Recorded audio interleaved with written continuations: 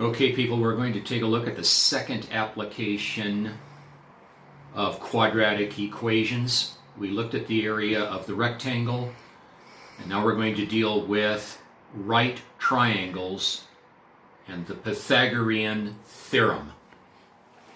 So the second application problem is the Pythagorean Theorem problem. And there too is a formula that is involved with the Pythagorean theorem. C squared is equal to a squared plus b squared. Now let's define some of the aspects about that formula so we understand it a little bit better. When we're dealing with the Pythagorean theorem, we're dealing with a right triangle. And I'd like you to see the right triangle in the center of this overall picture. We know that it has three sides. There's the 90-degree angle, and the side of the right triangle that is opposite that 90-degree angle is called the hypotenuse. The hypotenuse is always the diagonal side of the right triangle. It is always the longest side of the right triangle, and it is always labeled by the variable c. The other two sides of the right triangle, the side that's in black here and the side that's in blue, are called the legs of the right triangle. One of the legs is labeled A, and the other leg is labeled B. One of the legs is ordinarily shorter than the other. So for our discussion tonight, the B leg is often the shorter leg, and we'll call it the shorter leg, and the A side, we'll call it the longer leg. The legs hold the hypotenuse in place and create, along with the hypotenuse, the right triangle. Now, where does this formula, c squared equaling a squared plus b squared, how does it come about? Before we share how it comes about, I just want to let you know what this formula will do for us. This formula is used to find the measurement of any one of the three sides of the right triangle. It will allow us to find C, the hypotenuse, B, the shorter leg, A, the longer leg. How does that come to be? Well, here's how it comes to be. You'll see in this diagram that we placed three squares around each one of the sides of the right triangle. The largest of the three squares is the square that is bounded by the hypotenuse. The middle-sized square is the square that's bounded by A, the longer leg side. And the smallest of the three squares is the square that's bounded by the base leg, the shorter leg. Now, the area of a square is found much the same way as the area of a rectangle. It's just that a square doesn't have a length and a width. It has sides. But we find the area of a square roughly in the same way. So I want you to notice something that we're going to do. We're going to find the area of this largest of three squares. The square that once again is bounded by the hypotenuse. To find the area of a square, we take one side and we multiply it by an adjacent side. Or we multiply C times another C. And C to the 1 times C to the 1 is C squared. C squared will give us the area of this largest square. Now let's say the hypotenuse measures 5 units like it says there. To find the area of that largest square, if we take that dimension 5, that side, and square it, we'll get a total of 25 square units of space inside this largest square. Now I'm going to circle that. Just keep in mind that 25 is equivalent to him, because he is. Now let's go to the middle-sized square.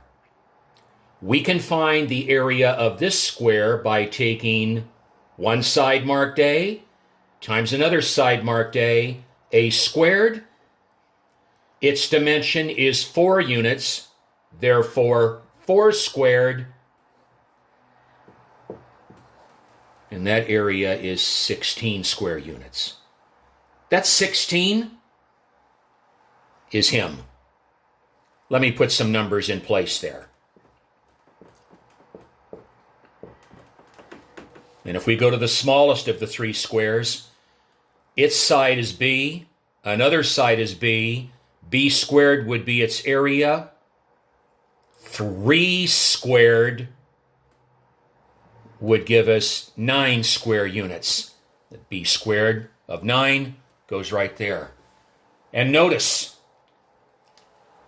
not just because it says that C squared is equal to A squared plus B squared, it is an absolute fact.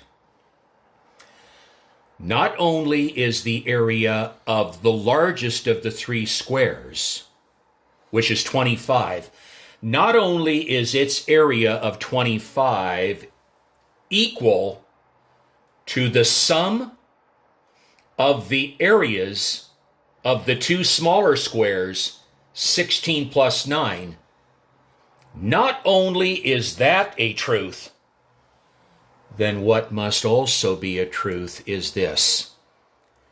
If you take those 3 squares away from that right triangle, and you're only looking at that right triangle, this same concept should be true. If you take the hypotenuse of any right triangle and you square it, it will always equal the sum of the squares of the other 2 sides. C squared will always be equal to A squared plus B squared. If it was true time and time again, if we show squares, it will be true time and time again if we take the squares away and we just square the length of the hypotenuse. It will always equal the sum of the squares of the 2 legs. And that's where we get the C squared is equal to A squared plus B squared. Now, we're going to try and take care of number 1 right here, and if I then have to stop the video, I will stop it. And we'll conclude it with number 2 on another video. Now let's go to the first problem. A piece of wood is in the shape of a right triangle. That's a clue right there, a right triangle. And what makes it even more Pythagorean in nature, the longer leg is 7 inches more than the shorter leg. Those are vocabulary words that illustrate the right triangle that we just spoke about. And the hypotenuse is 9 inches longer than the shorter leg. Now, I don't know if you can see, we're doing this in the early part of the evening and it might be a little bit dark. But the shorter leg in the first relationship, which was compared with the longer leg, we didn't know anything about the shorter leg. And in the second relationship statement, the hypotenuse is being related to the shorter leg, and we still don't know anything about the shorter leg. I put shorter leg in blue here, and I put shorter leg in blue there. Why? Because we don't have any information about it. Find the lengths of the sides of the piece of wood. So the 4-step plan. Folks, I'm going to erase this. Step 1. Lengths of sides of wood. Step 2. We choose a variable. I am not going to use A, B, and C. Not going to touch it. Going to stay with N. We're going to let N equal the unknown that we know nothing about. And that's going to be the shorter leg. The shorter leg came at the end of each relationship statement. So I'm going to come over here and write shorter leg. And then I'm going to come back over here, and people, in this blue statement where it says shorter leg, I'm going to X it out, and I'm going to put N above it. And in this phrase, I'm going to cross out shorter leg, and I'm going to put N above it. Now let's go back to the first statement and see what next side we're going to be able to identify. The longer leg is 7 inches more than N. It's 7 more than the shorter. It's 7 more than N. So longer, 7 more than N. And then the hypotenuse. And the hypotenuse is 9 longer than N. Longer than, more than, add. 9 longer than, shorter. And then comes the recipe. That's all meaningless up there without this.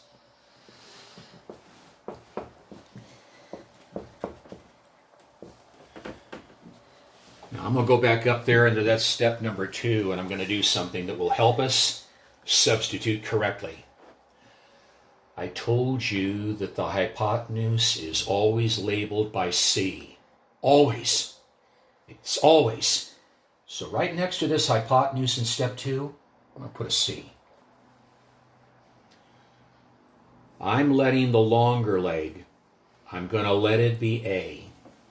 I could let it be B, but I'm going to let it be A. I'm going to let the shorter leg be B. I think this is a wise thing to do. Keep in mind, the hypotenuse must be C. The other two can be interchanged. Hypotenuse must be C. Now we're going to substitute. The equation.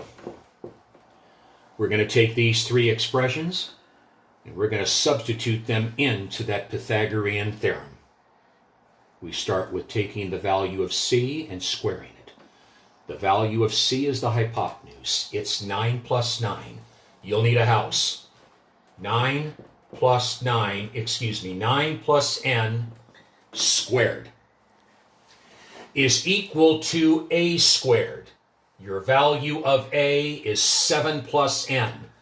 Bring the equal, tuck 7 plus N, and put the exponent of 2 in the upper right-hand corner of that. Their C squared is equal to A squared, and now plus B squared.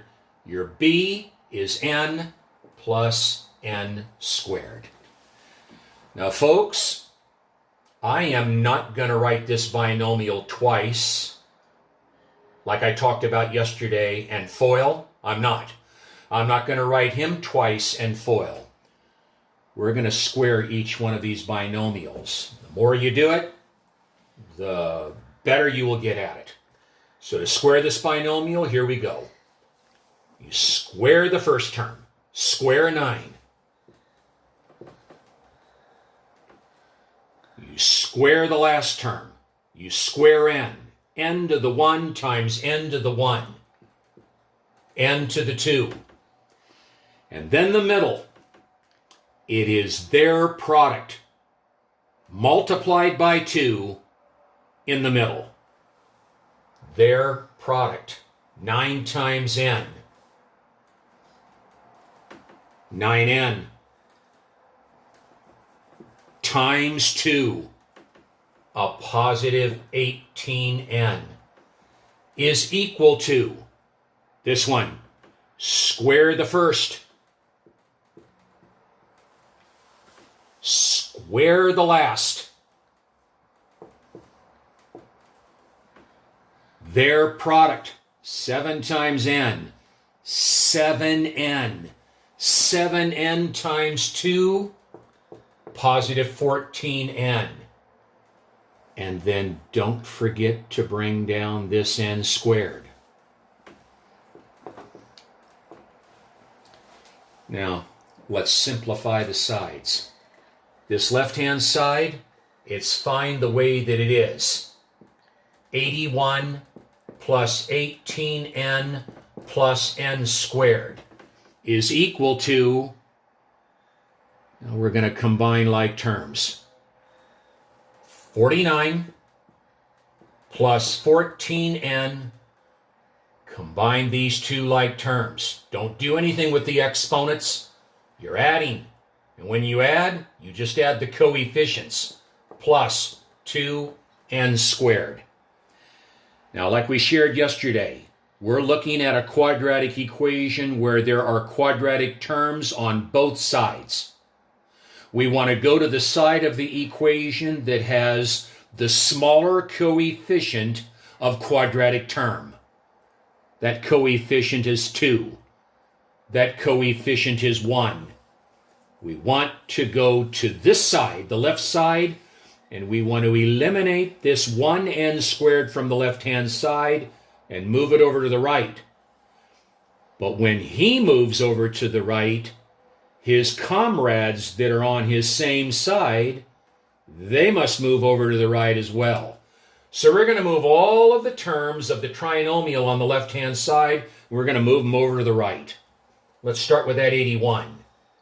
Negative 81, negative 81.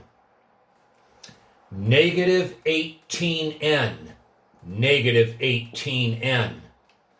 Negative 1n squared, negative 1n squared.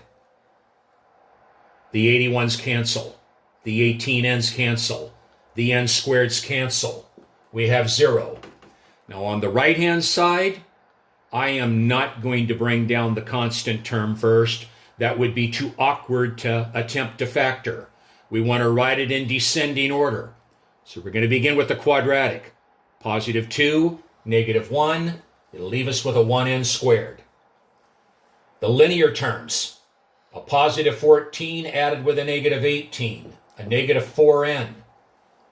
And the negative 81 added to the positive 49. I believe it is a negative 32. Bring down the 0. Factor. GCF, none. 4 terms, none. Trinomial, yes. A times C, no. That coefficient is 1. They each begin off with an n. The sign of that last term is negative. One's plus, one's minus. Really subtract. 8 times 4 is 32, and 8 minus 4 is 4. 8 and 4 appear to be the pair, and 8 is larger than 4. The bigger factor gets the sign of the middle. And now we're down to arriving at our answers. Now, folks, keep in mind again, we're finding the value of n. N is the shorter leg. And no measurement, once again, can be negative. So when we come down here and we use the 0 product rule, we're going to set n plus 4 equal to 0, or we're going to send n minus 8 is equal to 0. On this one, if we subtract 4 from both sides, we would be saying that the shorter leg would be a negative 4 inches, and it can't be negative. So this one has to be discarded. But the other one, it'll stay because it's going to end up to be positive. Positive 8. Positive 8. N is equal to 8 inches. I'm just going to identify it. Ordinarily, if I had the space, I would write. And I'm not going to try to write it in because it'll be too scribbly. 8 inches would be the length of the shorter leg. 8 is the shorter. N plus 7, or 7 plus N, is the longer. 8 plus 7, that's 15 inches for the middle. And the hypotenuse is N plus 9. That would be 8 plus 9, or 17 inches for the hypotenuse. He is the biggest. He is the longest of the three sides. Hypotenuse, longer leg, shorter leg. Now I feel that we're going to have to stop right here. Maybe I'll do that last one in a future video. Maybe I won't, but it's getting too dark in here, and my eyes are playing a little bit of tricks with me, and I'm not going to attempt to get that second one done. If I've got some time tomorrow, I'll get it up there for you so you can see it. But that's the Pythagorean Theorem problem, and we're going to close it tonight. You folks have a restful evening tonight and take care, and we will touch bases with you again. Good night.